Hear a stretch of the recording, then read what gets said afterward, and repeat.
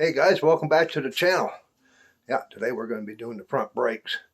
Put new rotors on, cleaning up the hubs, painting, and hopefully the bearings. Well, we're going to do the bearings, packing those, and maybe the front calipers. So grab yourself your favorite beverage, maybe some ginger juice or a cold beer. Let's get to it.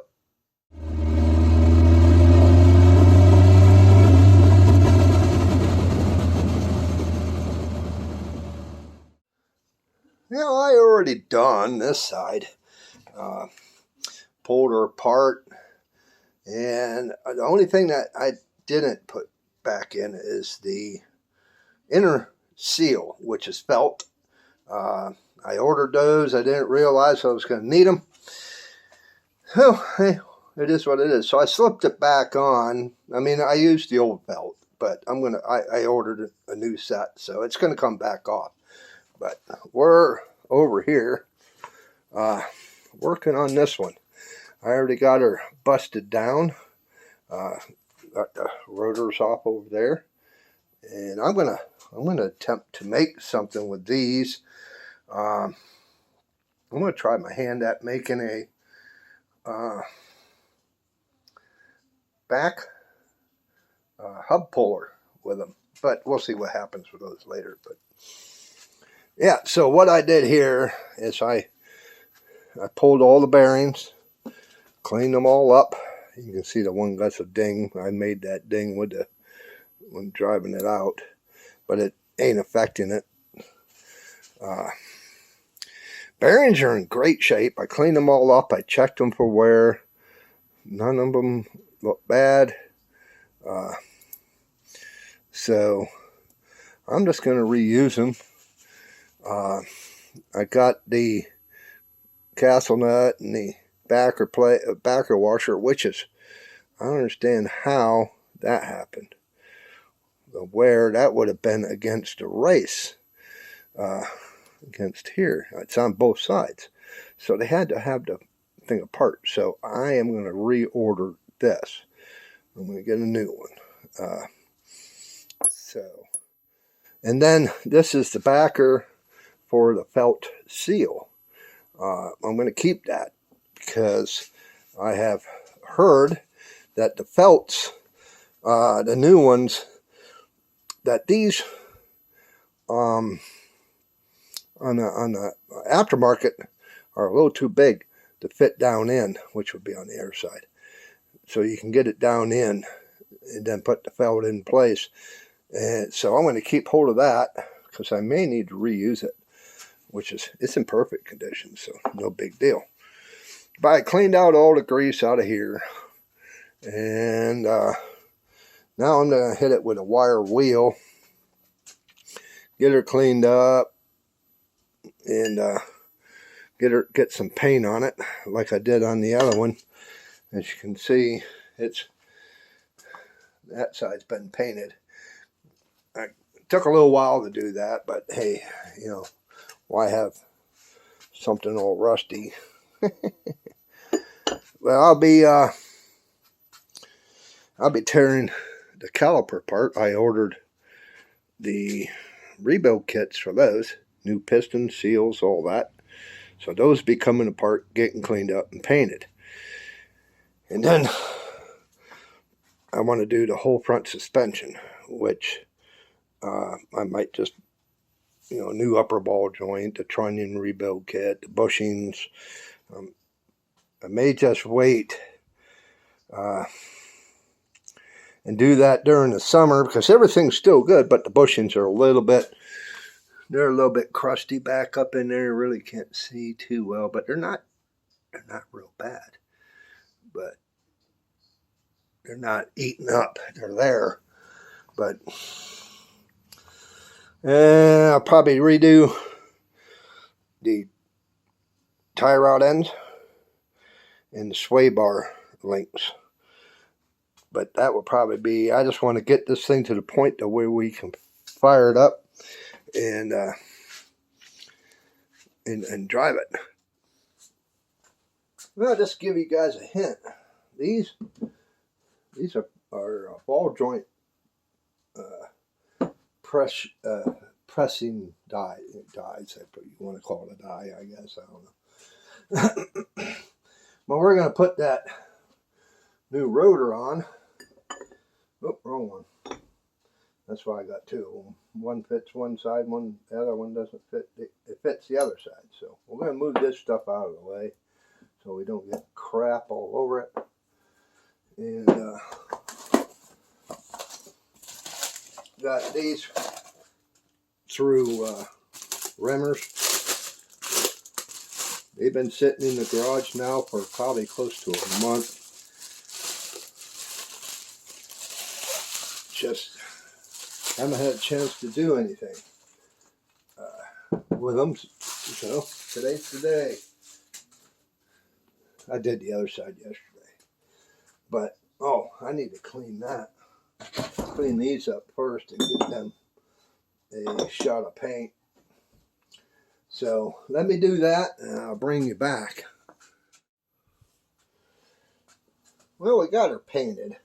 She still does a touch tacky, but I'm in a hurry. I want to get shit done. But she'll go exactly the way she came apart. And you get new bolts with and walk washers when you order the rotors. You might as well get new bolts. Because look at the old ones. They're all rusted up, gummed up. But I do not have any Loctite.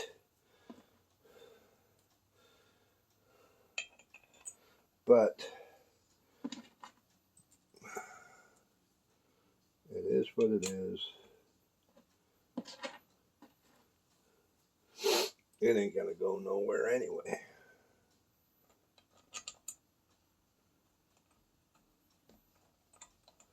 Let's get them started. Grab the old trusty Bauer impact gun. And all I'm going to do is I'm going to seat them down to where they're snug. Well, ain't good.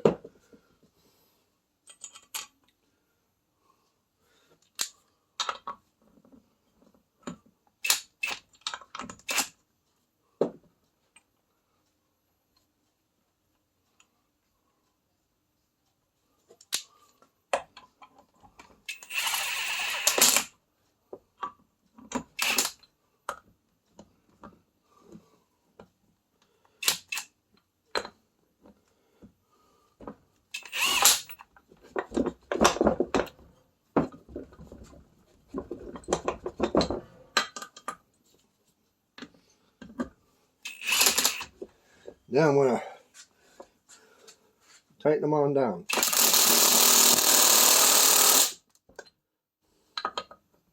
Crisscross pattern.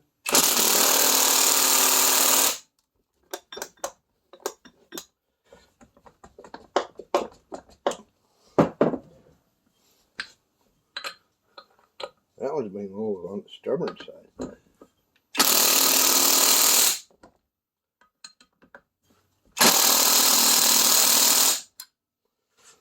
Okay. Now a little bit of brake clean. I'm going to clean off the surface because this comes with like an oil that's on it, and you don't want, whenever you go to seat your pads after you put everything together, the first time you go out, all that crap's going to get in your freaking brake pads. Gum them right up. So let's put some brake clean on there and scrub her down.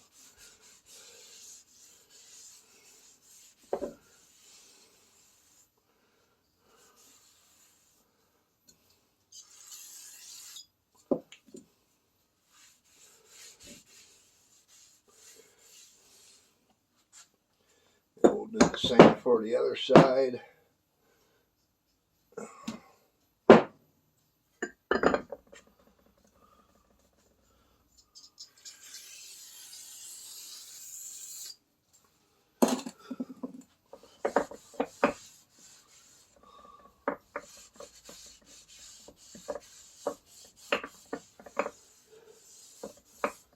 that just ensures that it's clean. That's all.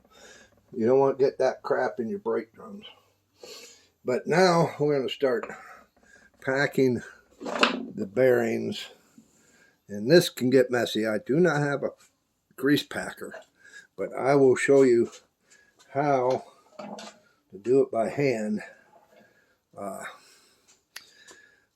So you don't have to go buy a grease packer or whatever. It's just cheaper to do it this way. The way I've always done it. Now I'm using a high temp grease. You don't have to use high temp, but that's what I have. It's fine. You can use it for front wheel bearings. It's not going to hurt it. A lot of people say you shouldn't use high temp grease. Bull. But what I like to do first is I'm going to pack this housing with grease because I don't want to have to touch the drum or the rotor afterwards. So I'm just going to get a finger full and just pack her up.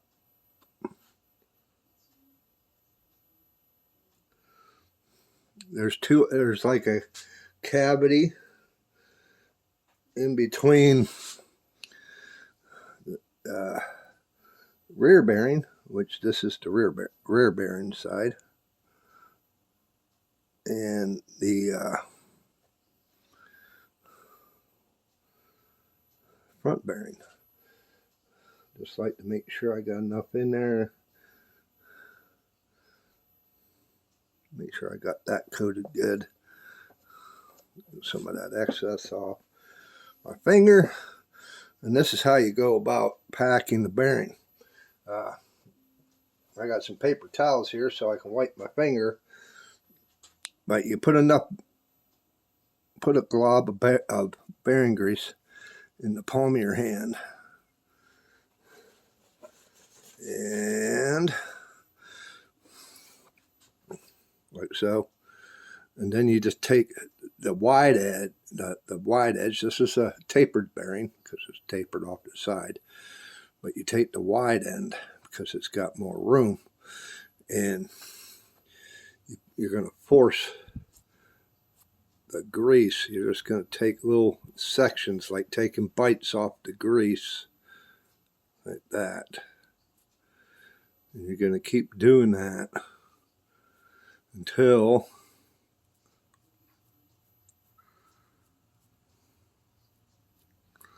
you start seeing the grease coming up through the top side of the bearing.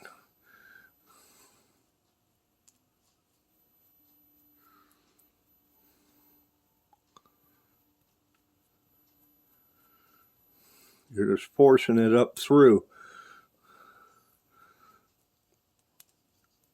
the outer cage and inner cage.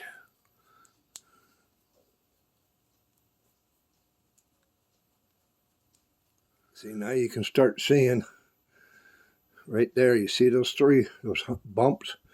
That's pushing it through. So you want to do that with the whole bearing all the way around. You just don't smear grease on the bearing and roll it around. And I've seen plenty of guys do that. Just rub the grease on, roll it around a little bit. No, that's not the way you do that.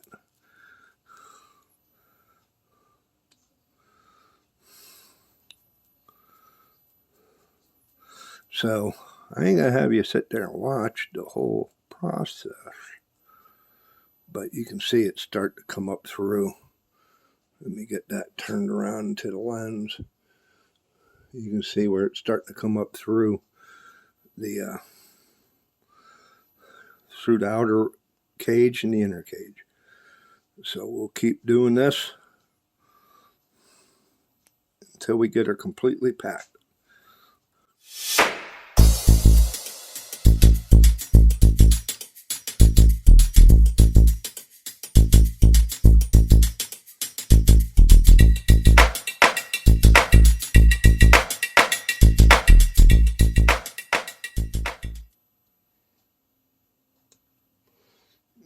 Okay, now she is completely packed. So now I do also afterwards put some grease on the outer edges and then on the inner side, and you can sit there and feel that it's packed because the rollers are harder to roll. That means she's packed nice and tight. Make sure your rice is covered with grease. Sit at home. Now we're going to clean my hands up. Well, I packed the small bearing, the outer bearing, so that's done. So now, try not to jiggle you guys around too much. I got to wait for the new seal to come in, which is felt. I was trying to see if there was a way I could find a seal that is rubber, like a newer one, newer styles, which I would prefer. But, my freaking luck, no, they don't. But when you do put the seal in, the felt will sit down in this groove. It'll sit proud. And it fits facing toward the car, toward the inside of the spindle. So that's what seals it to the car. It's like an inner seal. And whenever you do get that felt, I ain't going to be able to show you because I'm going to do it once I get them and put them in, and I'm not going to film it. But you take that felt, and if it's a little too wide, because some of them aftermarket are too wide, too thick, then it will give you a false reading on your torque setting when you go to set the torque for your castle nut. And I would suggest after that, drive it for about 50 miles, pull the caps, check it, jack it up, check it, because you got to spin the wheel. But jack it up, pull the cap, and spin it. See if you can get some more out of that castle nut. Usually go one castle each time. But I'm going to set this in place just so whenever it does, they do get here, it is in place.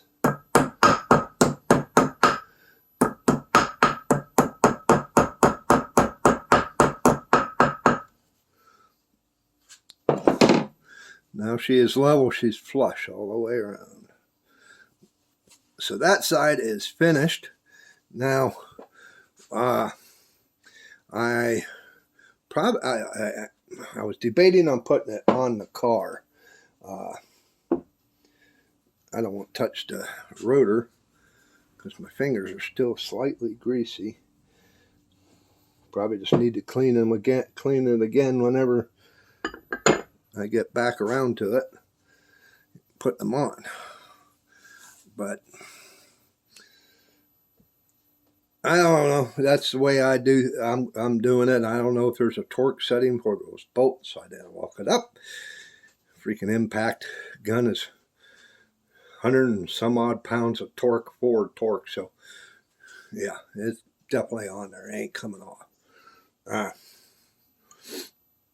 So I may just throw the bearing and just set this up onto the spindle, so at least it's out of my way. I haven't cleaned the spindle yet, but I did bring over the rotor and hub assembly. But I'm just going to use a little bit of brake clean. That's why I got these mats underneath to, I know it's going to get on the freaking ground. But the grease is so old. It was freaking black. And since you're in here, you might as well put all fresh grease on when you can.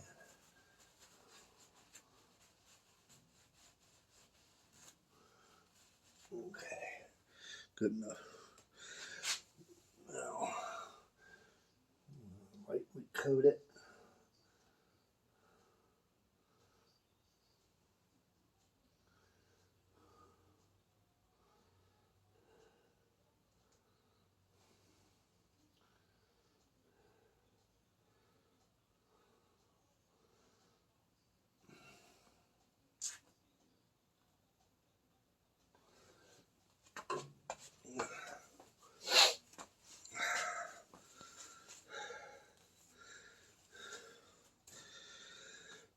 And like I said, I'm just going to set this in place for now.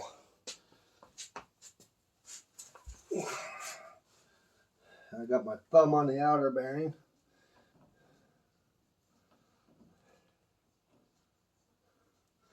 Slip that in place, get this.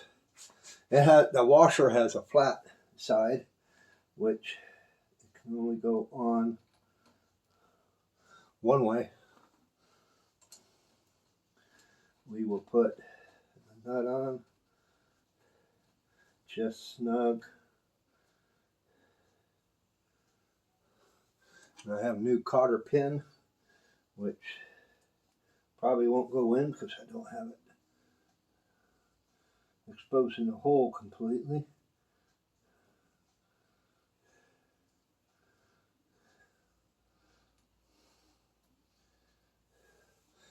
And wow, that's hard on the legs. I have my stool over here, but the cap will go on after that. But I'm going to leave it like that. I'm going to set the cap somewhere. I should be getting those parts soon, so I can get this all back together the correct way. So now it's due to calipers. I gotta wait for the parts to come in. They're coming in with the seals for this. And I may order new caps, because to get these caps off, I had to use I kept using a screw and it kept getting bigger, bigger, bigger, and bigger. And I thought about finding a plug or something to put in there. So I may just order new dust caps. But once those parts come in, I'll make a video on how to rebuild those, because I'm going to be putting new hoses on it. So it'll be coming off anyway. And then I'm going to be redoing all the brake lines, all new, front from back to front and from here over there. So I don't know if these brake lines, they look a little crusty, but they are not bad. I don't see where I would need to change anything like that. I may change the clutch, for the clutch. It goes down to the slave cylinder, put that new line on, but this will get a new line from that T and over to the other side and over here, front on all the way back.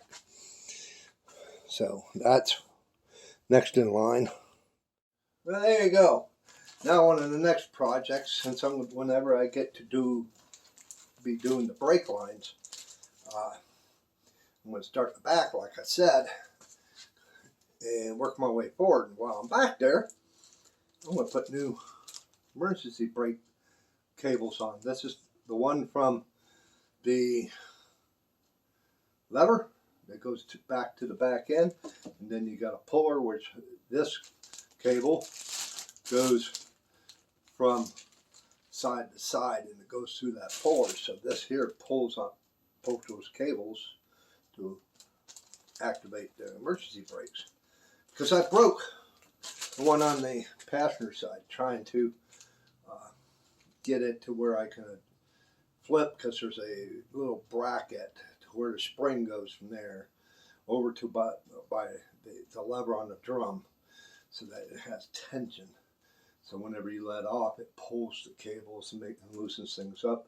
And it broke right here. So I had to order new. I might as well. Might as well got the whole thing, so that's what I did. But there you go. I do appreciate you guys. Oh, and I got those off of eBay. So there's where was it? Amazon.